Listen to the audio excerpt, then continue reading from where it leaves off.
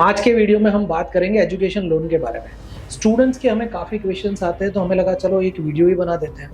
इस वीडियो को पूरा एंड तक देखिए क्योंकि एजुकेशन लोन जब स्टडी अब्रॉड के लिए आप अप्लाई करना चाहते हैं तो काफ़ी ऐसे रीजंस होते हैं या कन्फ्यूजन्स होते हैं जिसकी वजह से वो प्रोसेस डिले हो सकती है, या तो आपका स्टडी अब्रॉड का जो इंटेक आपने जो प्रेफर्ड रखा हुआ है वो काफ़ी पीछे चला जाता है। तो इस वीडियो को आगे देखने के लिए प्लीज़ आप ये कीजिए कि इस चैनल को सब्सक्राइब भी कर दीजिए और साथ साथ में इसको अगर अच्छा लगे तो इसको शेयर भी कीजिए। हम बात करते हैं एजुकेशन लोन के बारे में। एजुकेशन लोन स्टूडेंट्स लेते हैं स्टडी अब्रॉड के लिए, उनके डिफरेंट रीजंस होते हैं। किसी की फाइनेंशियल रिक्वायरमेंट होती है, किसी को टैक्स बेनिफिट के लिए चाहिए, किसी को ये है कि हमें हमारे खुद के पैसे से वहाँ पे पढ़ने जाना है, ना कि हमें हमारे पेरेंट्स के ऊपर कोई भी फाइनेंशियल बर्डन रेज करना है।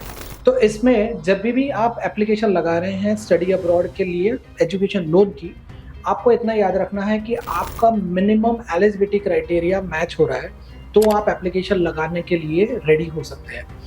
दो चीज़ों से एप्लीकेशन पॉसिबल हो सकती है। पहला, एकेडमिकली अगर आप एलिजिबल है तो भी, या तो आपने कोई भी उसकी जो रिक्वायर्ड टेस्ट होती है अब्रॉड में एडमिशन लेने के लिए वो अपीयर किया है तो। दो एग्जाम्पल से यहाँ पे समझते हैं। मान लीजिए कि अगर मैं बैचलर डिग्री के लास्ट ईयर में हूँ और मुझे एप्लीकेशन स्टडी अब्रॉड के लिए भी लगाना है, साथ साथ में एजुकेशन लोन का भी लगाना है, तो क्या मैं एलिजिबल हूँ? Yes, you are eligible. अगर आपने आईएलटीएस, टॉयफेल, पीटी, डियोलिंगो कुछ भी जो रिक्वायर्ड एग्जाम है वो दे के, या मान लीजिए सेट है, जीआरई है, जीमेट है, अगर वो रिक्वायर्ड है तो वो मैंने दे दी है और मेरे अभी तक के जितने भी सेमेस्टर है, मान लीजिए 6 सेमेस्टर्स तक का रिजल्ट मेरे पास है, तो उसके बेस पे मैं एजुकेशन लोन की कंडीशन प्रोसेस शुरू कर सकता हूँ। दूसरा केस ये होगा कि मान लीजिए मेरे पास मेरा स्टडी टोटली कंप्लीट हो गया है और मैंने अभी तक कोई भी प्रोफिशिएंसी एग्जाम है या रिक्वायर्ड टेस्ट है उसको अपीयर नहीं किया है, तो उस केस में भी आप अप्लाई कर सकते हैं कि आपका एकेडमिकली जो आपका कंप्लीशन हो चुका है उसको आप एजुकेशन लोन की एप्लीकेशन लगाने के लिए अप्लाई कर सकते हैं और प्रोफिशिएंसी टेस्ट या जीआरई, जीमेट, सेट वो लेटर ऑन भी अपीयर कर सकते हैं। ये तो हो गया एप्लीकेशन का एलिजिबिलिटी।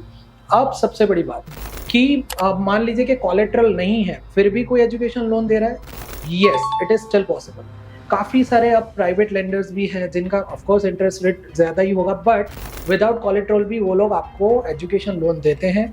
मान लीजिए आपका इनकम का जो सोर्स है, मतलब जो आपके पेरेंट्स है जो एजुकेशन लोन के लिए पीछे आपको स्पॉन्सर कर रहे हैं, अगर वो उनका इनकम सही है तो भी विदाउट कोलेटरल आपको लोन मिलती है। कुछ बैंक्स टॉप रैंक यूनिवर्सिटीज़ या रिसर्च प्रोग्राम के लिए, कुछ टॉप यूनिवर्सिटीज़ के लिए भी विदाउट कोलेटरल अच्छी अमाउंट का लिमिट एजुकेशन लोन के तौर से देती है। अब लास्ट बात, उसको रीपे कैसे करें, ये सबसे बड़ा क्वेश्चन होता है स्टूडेंट के लिए, ये कंफ्यूजन क्रिएट करता है।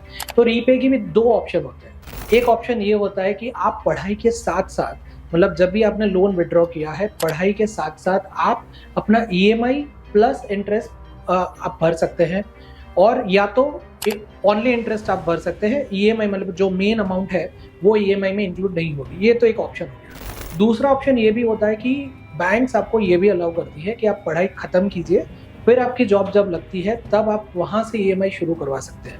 तो ये दोनों टाइप के ऑप्शंस रीपे के मिलते हैं बैंक के तौर से।